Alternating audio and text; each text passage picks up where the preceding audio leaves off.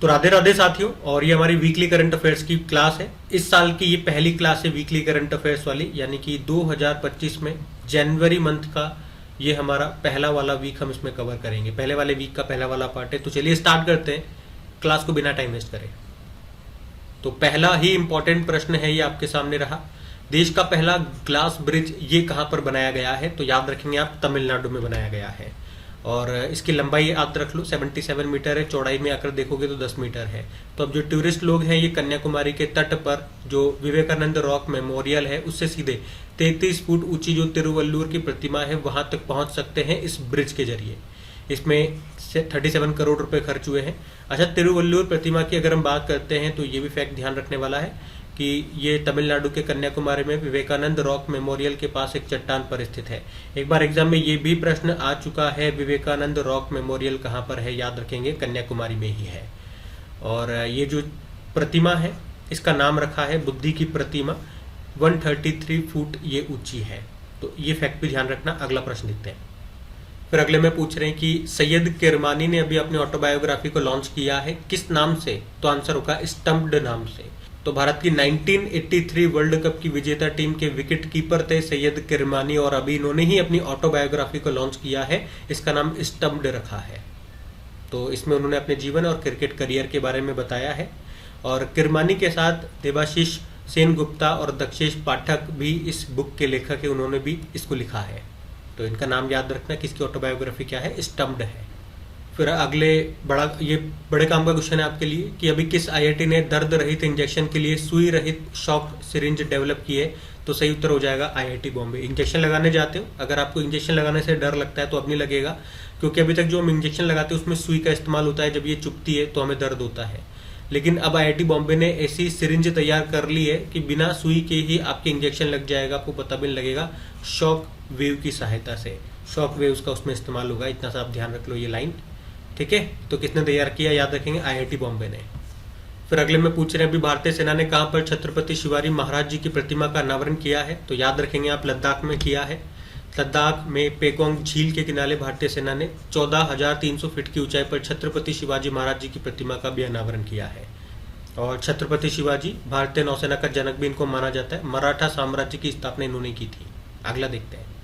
अगले में पूछ रहे हैं कि अभी इसरो ने स्पेडेक्स मिशन को लॉन्च किया। स्पेडेक्स का पूरा नाम क्या है? तो स्पेस डॉकिंग एक्सपेरिमेंट है। हम इसको लॉन्च कर चुके हैं, याद रखना ये इसरो का 99वीं लॉन्चिंग थी। और इसको किस रॉकेट से लॉन्च किया? PSLV C-60 रॉकेट से लॉन्च किया है स्पेडेक्स मिशन को। कहाँ से? सतीश धवन अंतरिक्ष केंद्र श्रीहरिकोटा से, जो आपको मिलेगा आंध्र प्रदेश में। और इस तरह से ये जो स्पेडेक्स मिशन है इसके लॉन्च के साथ ही Bharat space docking experiment mission को लॉन्च करने वाला अमेरिका, रशिया और चीन के बाद दुनिया का चौथा देश बन गया है। इसमें क्या था? इस मिशन में 2 सैटेलाइट्स को एक ही रॉकेट से लॉन्च किया गया और इन दोनों को अंतरिक्ष में पहुंचने के बाद जोड़ा गया। और इसी प्रक्रिया को, जो जोड़ने की प्रक्रिया होती है, इसको डॉकिंग कहते हैं। अलग करने की प्रक्रिया होती है उसे अनडॉकिंग कहते हैं, ठीक है। ये ध्यान रखना। चलो आप मुझे बताओ, इसरो का जो ये तो 99वां मिशन है, जो 100वां मिशन है उसमें उसे हम किस रॉकेट से लॉन्च कर रहे हैं और कौन सा सैटेलाइट लॉन्च कर रहे हैं? वो 100 नंबर की लॉन्चिंग रहेगी इसरो की। बताइए आप। हम अगला देखते हैं। फिर अगले में पूछ रहे हैं भी किस राज्य ने 53वीं सीनियर राष्ट्रीय पुरुष हैंडबॉल चैंपियनशिप 2024 का खिताब जीत लिया है? तो आंसर हो जाएगा केरल ने जीत लिया। केरल हुआ कहाँ पे था? ये हुआ भी केरल में था, जीता भी केरल ने है। किसको हराया? चंडीगढ़ को हरा दिया है। अच्छा, इसी तरह से हैंडबॉल चैंपियनशिप को याद आएगी। अभी ये ज़्यादा इंपॉर्टेंट वाला प्रश्न है। अभी 20वां जो एशियन वुमेन्स हैंडबॉल चैंपियनशिप 2024 हुआ था, कहाँ पे? नई दिल्ली में हुआ था। ये भारत में हुआ था, नई दिल्ली में इंदिरा गांधी इंडोर स्टेडियम में हुआ था, जिसको जापान ने जीता था। किससे हराया था? साउथ कोरिया को हराया था। ये जरूर याद रखना। एक बार प्रश्न आया था, हैंडबॉल जो गेम होता है ये एक टीम गेम होता है, इसमें कितने खिलाड़ी होते हैं? तो याद रखेंगे एक टीम में 1 खिलाड़ी होते हैं। मैंने आपको ये भी बताया था, कबड्डी वाला प्रश्न भी एग्जाम में आया था। एक कबड्डी टीम में कितने खिलाड़ी होते हैं? 7 खिलाड़ी होते हैं। तो हैंडबॉल में भी 7, कबड्डी में भी 7। फिर अगले में पूछ रहे कागयेद नृत्य महोत्सव ये कहाँ पे मनाया गया? एग्जाम में 2-3 बार पूछा जा चुका है ये प्रश्न। सीधा सा याद रखेंगे कहाँ पे? सिक्किम में मनाया जाता है। और अगर पूछे ये किस महीने में आता है, तो अंग्रेजी कैलेंडर के हिसाब से ये दिसंबर के महीने में आता है। और तिब्बती कैलेंडर के हिसाब से देखोगे तो तिब्बती कैलेंडर का जो 10वां महीना है उसके 28वें और 29वें दिन मनाते हैं। तिब्बती कैलेंडर को हम नहीं समझते, हम अंग्रेजी कैलेंडर को समझते हैं, जनवरी दिसंबर वाला। तो उसमें हिसाब से दिसंबर में ये आता है, याद रखना। ये प्रश्न आया था एग्जाम में, इसलिए मैं आपको एक बार बता रहा हूँ इसको। अगला देखते हैं अभी। और अभी तो मैं आपको क्वेश्चन शो नहीं कर रहा हूँ, जो डेली करंट अफेयर्स की क्लास लेते हैं हमारे स्टूडेंट्स, देखो फिर एक बार मैं आपको उदाहरण के तौर पे बता देता हूँ कि ये देखो इस तरह से प्रश्न मैं वहाँ पे शो करता हूँ आपको। तो जिस तरह से एक तो अभी मैंने आपको एक यूजुअली बोल दिया कि हाँ ये प्रश्न एक बार एग्जाम में पूछा जा चुका है। अब पूछा गया नहीं पूछा गया आपको क्या पता, एक बार अगर मैं शो कर दूंगा तो एक तो ट्रस्ट बन जाएगा, उसके अलावा से आपको सामने जब प्रश्न आएगा तो आपको एक कॉन्फिडेंस अलग से आएगा कि हाँ, और उसके अलावा आप देखेंगे एक नॉर्मली बताने में कि हाँ ये प्रश्न एक बार एग्जाम में पूछा जा चुका है तो ध्यान में रखना, ठीक है। और एक मैं शो करके बता रहा हूँ, ये देख लो भाई, मैं नहीं कह रहा हूँ, आप देख लो ये एग्जाम में पूछा गया प्रश्न है। तो दोनों में अगर आप देखोगे तो इस वाले फैक्टर में ये दूसरा वाला केस है, इसमें आपको चीजें लंबे समय तक याद रहेगी, आपके दिमाग में छप जाएगी वो बात। फिर अगला प्रश्न भी इंपॉर्टेंट है कि अभी किसने 78 नंबर की संतोष ट्रॉफी 2024-25 का खिताब जीत लिया है। तो इसका सही उत्तर हो जाएगा पश्चिम बंगाल ने जीत लिया है। तो याद रखना संतोष ट्रॉफी का संबंध किससे है, फुटबॉल से है। ये एक बार प्रश्न पूछा भी जा चुका है, फुटबॉल से है। हम डायरेक्ट प्रश्न की चर्चा करते हैं, जो इंपॉर्टेंट पॉइंट है वो आपको बताता हूँ। संतोष ट्रॉफी 2024-25 की हम बात कर रहे हैं, कौन सा एडिशन है, 78 नंबर का। फाइनल ये खेला गया तेलंगाना के हैदराबाद में जो जीएमसी बाल योगी स्टेडियम है वहाँ पे। जीता किसने है, पश्चिम बंगाल ने। पश्चिम बंगाल ने 33 बार इसको ये जीत लिया है, 33वां खिताब है इस बार का। किससे हराया, केरल की टीम को हराया है। तो जो विजेता टीम होती है उसको संतोष ट्रॉफी और 5 लाख रुपए मिलते हैं, और जो उप विजेता टीम होती है उसको याद रखना कमला गुप्ता ट्रॉफी और 3 लाख रुपए मिलते हैं। इसका जो पहला संस्करण 1941-42 में हुआ था और दिल्ली को हरा करके बंगाल टीम ने उसको जीत लिया था, याद रखना। अगला देखते हैं अभी। फिर अगले में क्या पूछ रहे हैं कि अभी नई दिल्ली सरकार के द्वारा शुरू की गई पुजारी ग्रंथि योजना के अंतर्गत पुजारी को हर महीने कितने रुपए दिए जाएंगे। तो याद रखेंगे आप 18,000 रुपए दिए जाएंगे। कौन सी योजना है, पुजारी ग्रंथि योजना दिल्ली सरकार ने शुरू की है, जिसमें मंदिरों के पुजारियों को गुरुद्वारा साहिब के ग्रंथियों को हर महीने 18,000 रुपए मिलेंगे, ठीक है। योजना याद रखना। अगला देखते हैं।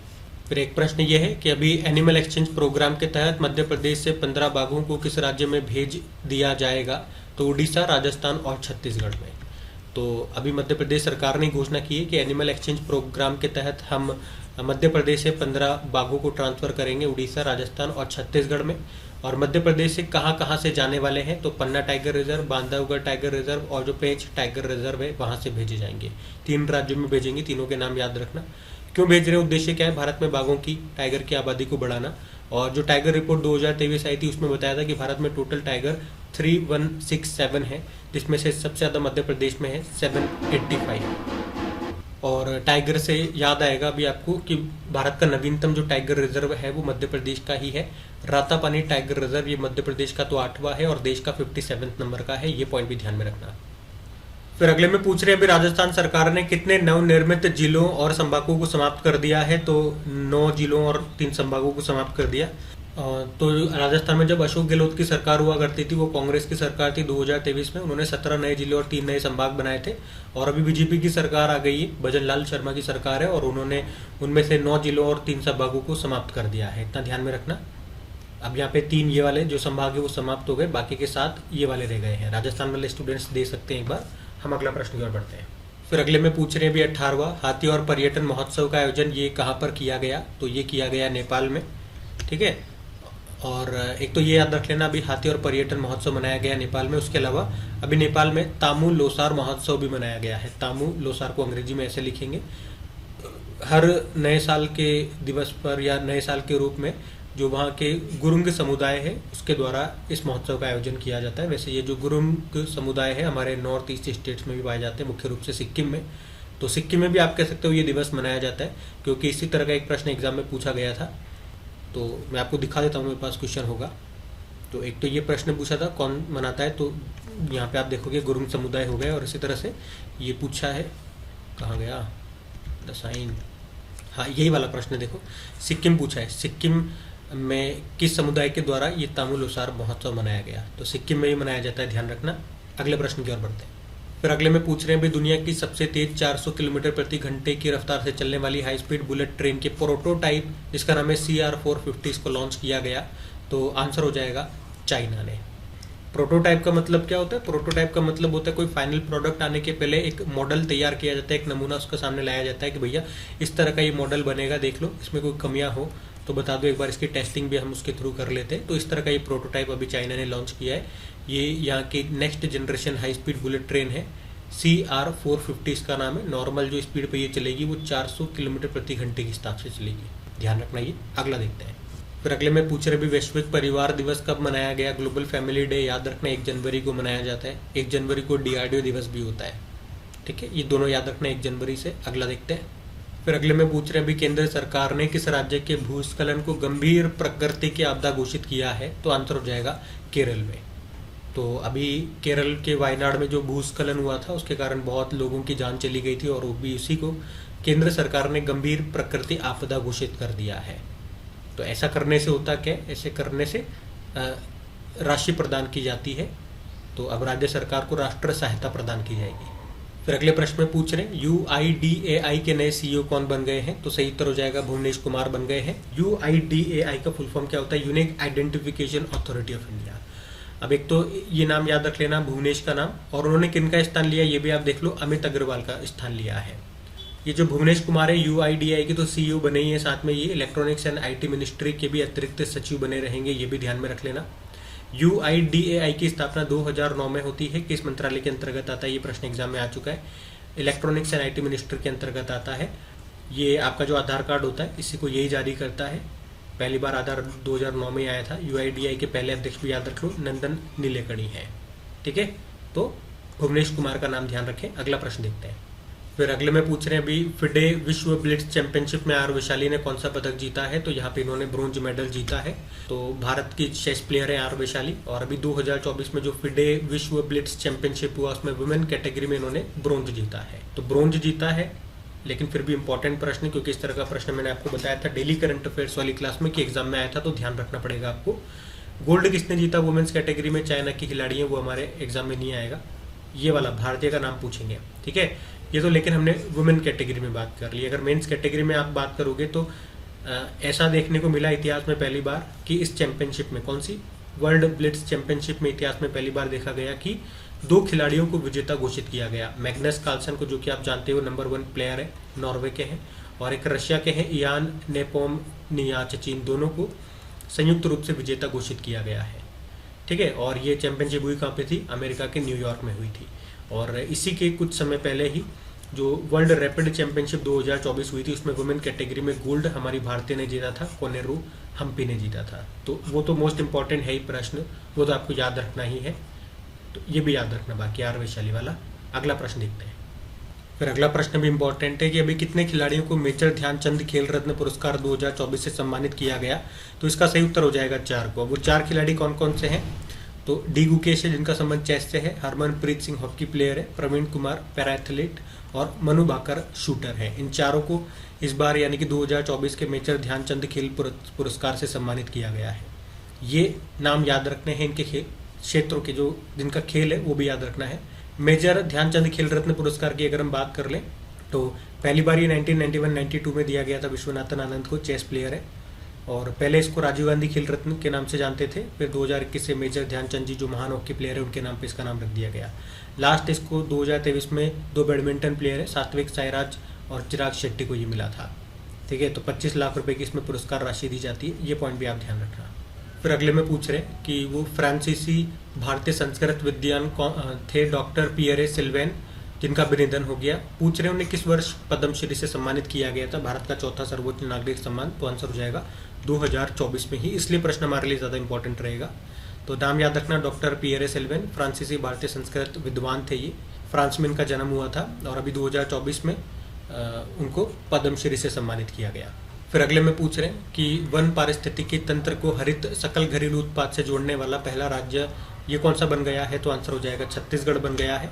तो याद रखेंगे छत्तीसगढ़ ये देश में जंगलों की पारिस्थितिकी तंत्र सेवाओं को ग्रीन GDP से जोड़ने वाला पहला राज्य बन गया है।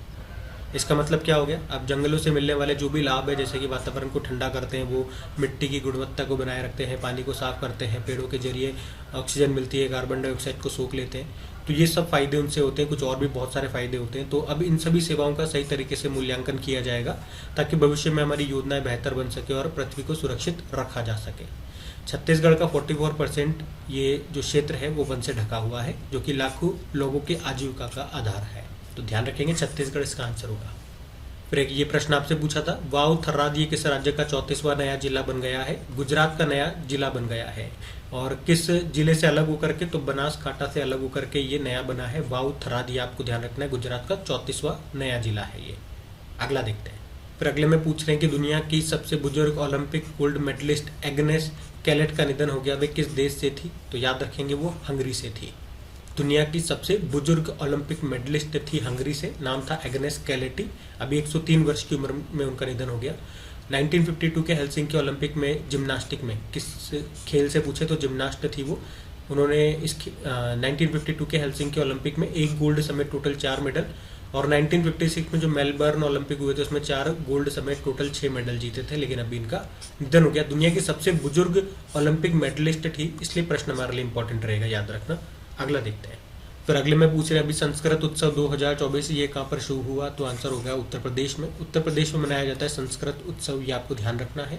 और इसी तरह का एक और उत्सव होता है, पहले तो इसकी थीम ध्यान रख लेना, उत्तर प्रदेश पर्व, हमारी संस्कृति हमारी पहचान। मैं क्या बता रहा हूँ, एक राष्ट्रीय संस्कृति महोत्सव भी होता है, ठीक है। ये प्रश्न एग्जाम में आ चुका है, इसलिए ध्यान में रखना। अभी 2024 में ये हैदराबाद में मनाया गया था, उससे पहले 2023 में मुंबई। ये राष्ट्रीय संस्कृति महोत्सव है, और हम जो प्रश्न में पढ़ रहे हैं वो संस्कृति उत्सव है, जो उत्तर प्रदेश में जिसका आयोजन होता है। तो कंफ्यूज मत होना, ध्यान रखना। अगला देखते हैं। अगला प्रश्न बुक से है कि जम्मू कश्मीर और लद्दाख थ्रू द एजेस नाम की बुक को अभी किसने लॉन्च किया है? तो हमारे जो गृह मंत्री सहकारिता मंत्री अमित शाह, उन्होंने इसको लॉन्च किया है, इस बुक को। और 7 पार्ट में ये प्रकाशित की जाएगी बुक, जो कि जम्मू कश्मीर और लद्दाख के 3000 वर्षों का इतिहास बताएगी। इस बुक को नेशनल बुक ट्रस्ट और भारतीय ऐतिहासिक अनुसंधान परिषद के सहयोग से तैयार किया गया है। फिर अगले में पूछ रहे हैं भी किसे पद्म पाणि लाइफ टाइम अचीवमेंट पुरस्कार के लिए चुना गया है? तो आंसर हो जाएगा साई परांजपे को चुना गया है। भारतीय सिनेमा के दिग्गज निर्देशक और लेखिका है साई परांजपे, और इन्हीं को पद्म पाणि लाइफ टाइम अचीवमेंट पुरस्कार से अभी सम्मानित किया गया है। और कहाँ दिया जाता है ये पुरस्कार, या कहाँ दिया जाएगा? Ajanta Ellora international film festival 2025 में ये इनको दिया जा रहा है, जो और छत्रपति संभाजी नगर में इसका आयोजन किया गया। अच्छा, ये जो साई परांजपे है, तो ये याद रखेंगे करंट का प्रश्न, पद्म पाणि लाइफ टाइम अचीवमेंट अवार्ड मिला। इसके अलावा इनको 2006 में भारतीय सिनेमा में उनके योगदान के लिए पद्म भूषण भी मिल चुका है। इस पुरस्कार में, पद्म पाणि वाले पुरस्कार में 2 लाख रुपए मिलते हैं, ध्यान रखना। अगला देखते हैं। एक और अवार्ड वाला प्रश्न कि किसे गंगाधर राष्ट्रीय पुरस्कार से सम्मानित किया गया? गंगाधरी शक्तिमान है। आंसर क्या होगा बताओ? प्रतिभा सतपथी इसका आंसर होगा। तो पुरस्कार का नाम क्या है? गंगाधर राष्ट्रीय पुरस्कार। किसे मिला? प्रसिद्ध उड़िया कवि है प्रतिभा सतपथी, 2023 के लिए इनको मिला, याद रखना। इस गंगाधर पुरस्कार की हम बात करते हैं, स्थापना इसकी हुई थी 1989 में। गंगाधर मेहर के नाम पर इस पुरस्कार की स्थापना की गई थी, पहली बार 1991 में दिया गया था। तो ये जो पुरस्कार है कविता के क्षेत्र में उत्कृष्टता के लिए दिया जाता है। और कहाँ पे दिया जाता है? उड़ीसा का जो संबलपुर यूनिवर्सिटी, उसकी स्थापना दिवस पर यह दिया जाता है, ठीक है। तो इस बार किसे दिया जा रहा है? प्रतिभा सतपथी। इतना ही हमें ध्यान रखना है। अगला देखते हैं। फिर अगले में पूछ रहे हैं भी 31वीं राष्ट्रीय बाल विज्ञान कांग्रेस 2025 का आयोजन ये कहाँ पे हुआ? तो आंसर हो जाएगा भोपाल में इसका आयोजन हुआ है। हम बात कर रहे हैं 31वीं राष्ट्रीय बाल विज्ञान कांग्रेस का, जिसका आयोजन हुआ भोपाल में। इसका उद्घाटन मध्य प्रदेश के मुख्यमंत्री मोहन यादव जी ने किया है। पिछला वाला जो 30वां संस्करण था वो 2023 में अहमदाबाद गुजरात में हुआ था। और इतना ही ध्यान रखना है, कौन सा ये क्या है? राष्ट्रीय बाल विज्ञान कांग्रेस है। 31वां संस्करण है, कहाँ पे हुआ? भोपाल में हुआ। इसका जो पहला संस्करण है 1993 में हुआ था। इसमें 10 से लेकर 17 वर्ष तक के आयु के बच्चे इसमें पार्टिसिपेट करते हैं। उद्देश्य क्या है? बच्चों को अपनी रचनात्मकता और नवीनता दिखाने का यहाँ पे मौका मिलता है। थीम भी है स्वास्थ्य और कल्याण के लिए पारिस्थितिकी तंत्र को समझना, ठीक है। ये अंग्रेजी में शीट मैंने यहाँ पे है, और बाकी इंग्लिश मीडियम वालों के लिए शीट यहाँ पर है, ठीक है। तो ये रही आपकी अंग्रेजी में थीम। अगला प्रश्न देखते हैं। फिर अगले में पूछ रहे हैं कि 2023 में वस्त्र और परिधान के निर्यात में भारत का विश्व में कौन सा स्थान है? तो आंसर हो जाएगा 6ठा स्थान है। इंपॉर्टेंट क्वेश्चन है, बहुत सारा डेटा जो काम का है वो मैं आपको बता रहा हूँ। तो भारत सरकार के अनुसार भारत 2023 में दुनिया का कपड़ा और परिधान के मामले में, निर्यात के मामले में 6ठा सबसे बड़ा देश है। सबसे बड़ा देश चाइना है, उसके बाद 6ठे नंबर पे भारत है। अच्छा, 2023 का ये डेटा है। तो दुनिया के कपड़े और परिधान बाजार में, निर्यात में जो भारत की हिस्सेदारी रही है वो कितनी है? टोटल 3.9%, ये भी आप देख लेना। उसके अलावा ऊन और हथकरघा क्षेत्रों को छोड़ करके सभी वस्तुओं के निर्यात में, निर्यात मतलब एक्सपोर्ट में, हमें सकारात्मक वृद्धि देखी गई है, मतलब उसमें बढ़ोतरी देखी गई है। लेकिन ऊन में 19% और हथकरघा में 6% की गिरावट दर्ज की गई है। इसके अलावा ये डेटा और देखो कि वित्त वर्ष 2024-25 की पहली 6 यानी कि अप्रैल से लेकर अक्टूबर के दौरान भारत से वस्त्र और परिधान के निर्यात में किस वस्तु की हिस्सेदारी सबसे ज़्यादा थी? रेडीमेड परिधान की 41% थी। और इसी पीरियड में अप्रैल से अक्टूबर वाले पीरियड में हमने देखा कि वस्त्र और परिधान उत्पादों का जो आयात है, आयात यानी कि इम्पोर्ट, वो इतना रहा है और पिछले साल के मुकाबले या पिछले वित्त वर्ष के मुकाबले उसमें 1% की गिरावट देखी गई है। आयात गिरता है तो अच्छी बात है। और इसी दौरान जो वस्त्र और परिधान प्रोडक्ट्स का जो निर्यात है, एक्सपोर्ट है, वो इतना रहा। और उसके पहले वित्त वर्ष के कंपेयर में देखेंगे तो इसमें 7% वृद्धि हुई है। तो निर्यात बढ़ना चाहिए, ये हम भी चाहते हैं, आयात घटना चाहिए, तो ये अच्छी बात है। तो ये डेटा आप ध्यान में रखना, ठीक है। जो भी काम का डेटा था वो सब मैंने आपको पॉइंट वाइज बता दिया है, ध्यान रखना। अगला प्रश्न देखते हैं। फिर अगले में पूछ रहे हैं एसोचैम के महासचिव सेक्रेटरी जनरल कौन बन गए? तो आंसर हो जाएगा मनीष सिंघल बन गए हैं। एसोचैम की फुल फॉर्म जरूर याद रखना, एग्जाम में पूछी जा चुकी। Associated chamber of commerce and industry of India, स्थापना होती है 1920 में। और वर्तमान में प्रेसिडेंट पूछोगे, ये पिछले साल ही नए बने थे, संजय नायर है। और सेक्रेटरी जनरल मनीष सिंघल बन गए, दोनों नाम याद रखना। अगला देखते हैं। फिर अगले में पूछ रहे हैं, अभी प्रसिद्ध वनस्पति शास्त्र और वैज्ञानिक रहे डॉक्टर के.एस. मणिलाल का निधन हो गया, उन्हें किस वर्ष पद्मश्री से सम्मानित किया गया था? तो याद रखेंगे 2020 में उनको सम्मानित किया गया था, इतना ही ध्यान रखना है। अगला देखते हैं। अगले में पूछ रहे हैं, अभी किस मंत्रालय ने 2025 को सुधारों का वर्ष, ईयर ऑफ रिफॉर्म्स घोषित किया है? तो याद रखेंगे रक्षा मंत्रालय ने ये घोषित किया है। रक्षा मंत्रालय ने किस वर्ष को? 2025 को क्या घोषित किया? सुधारों का वर्ष, ठीक है, ये ध्यान रखना। बाकी अगले में पूछ रहे हैं वर्ल्ड इंट्रोवर्ट डे कब मनाया जाता है? तो आप सभी को पता है 2 जनवरी को वर्ल्ड इंट्रोवर्ट डे के रूप में मनाया जाता है। इंट्रोवर्ट यानी कि अंतर्मुखी जो लोग होते हैं, जो कम बोलते हैं, शांत स्वभाव के होते हैं, अकेले में रहना पसंद करते हैं, उनके लिए है ये इंट्रोवर्ट दिवस। फिर अगले में पूछ रहे हैं, 1 जनवरी 2025 को केंद्र सरकार ने किस योजना को शुरू किया है? वन नेशन वन सब्सक्रिप्शन योजना को अभी सरकार ने शुरू कर दिया है। तो इस योजना के तहत आप देखोगे देश के सभी जो केंद्रीय और राज्य संचालित उच्च शिक्षा संस्थान है, उनको एक ही मंच के जरिए अंतर्राष्ट्रीय पत्रिकाओं तक पहुंच मिलेगी। और इस योजना का संचालन सूचना और पुस्तकालय नेटवर्क करेगा, जो कि विश्वविद्यालय अनुदान आयोग यूजीसी के अंतर्गत आता है। और इस योजना के लिए 3 सालों में टोटल लगभग 6,000 करोड़ रुपए खर्च होंगे। तो कौन सी योजना है? वन नेशन वन सब्सक्रिप्शन योजना है, ध्यान रखना ये। बाकी ये थी आज की क्लास। तो अगर आपको क्लास अच्छी लगी तो प्लीज़ वीडियो को लाइक ज़रूर कीजिएगा, शेयर ज़रूर कीजिएगा अपने दोस्तों के साथ में। और पहली बार अगर आप क्रैक एग्जाम चैनल पे करंट अफेयर्स पढ़ रहे हैं तो आपको बता दूं, डेली करंट अफेयर्स की क्लास हमारी जो होती है, अगर आप उसको कहीं और जगह पे डेली करंट अफेयर्स पढ़ते हैं, अच्छी बात है, एक बार हमारी क्लास अटेंड करके देखिए। अगर आपको रिविज़न करना पसंद है, अगर आप खुद से रिविज़न नहीं कर पाते, तो ये क्लास आपके लिए बहुत बेहतरीन रहने वाली है। उसके अलावा एक नया कंसेप्ट हमने और शुरू किया है, जो भी इंपॉर्टेंट करंट अफेयर्स होते हैं उससे लिंक्ड अगर कोई क्वेश्चन आपके एग्जाम में पूछा गया है और क्या क्या प्रश्न बन सकते हैं, वो भी मैं आपको दिखाता हूँ। प्रीवियस ईयर क्वेश्चन के साथ हम इसको पढ़ते हैं, आगे बढ़ते हैं। उम्मीद करूँगा इससे आपको आपके लर्निंग में मदद मिलेगी, एक कॉन्फिडेंस आपके अंदर आएगा। और अगर आपको केवल क्वेश्चन आंसर और रिवीजन ही चाहिए, प्रीवियस ईयर क्वेश्चन नहीं चाहिए, तो उसका भी समाधान है, उसका भी हम एक वीडियो अलग से तैयार करते हैं, लेकिन वो अलग चैनल पे होता है। उसका लिंक, ये सब लिंक आपको अपने टेलीग्राम चैनल पे मिल जाएंगे, तो उसे ज्वाइन कर लीजिएगा, बिल्कुल फ्री है। आज के लिए इतना ही रखते हैं, टेलीग्राम का लिंक नीचे डिस्क्रिप्शन बॉक्स में है। आज के लिए इतना ही रखते हैं, राधे राधे।